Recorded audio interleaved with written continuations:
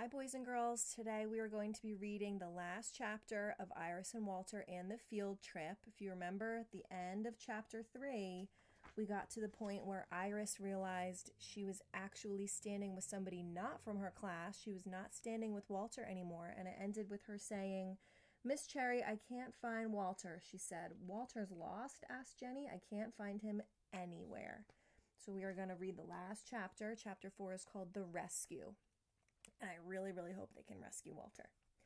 "Don't worry," said Miss Cherry. "I will find Walter. Now I want everyone to stay with Jenny's mother." "Please let me come with you," said Iris.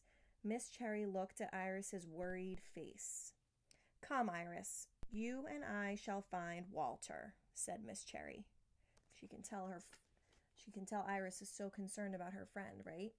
They walked past the starfish. They did not see Walter. They walked by the seahorses, but Walter was not there. Iris thought about Walter, lost and alone. Poor Walter. "He must be really scared," she said. "We will find him," said Miss Cherry, but there were so many people. How would they ever find Walter in the big crowd? You can see her face. She looks really nervous in all these pictures. Suddenly, Iris saw him. "There he is! There's Walter!" she cried. Walter was still standing in front of the coral reef, watching the fish swim around and around. "Walter, we've been looking for you everywhere," said Iris. "Huh?" said Walter.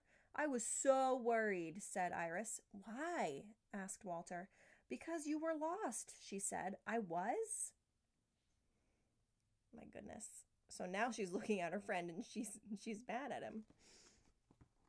But she's relieved to find him. Iris and Miss Cherry gave Walter a big hug.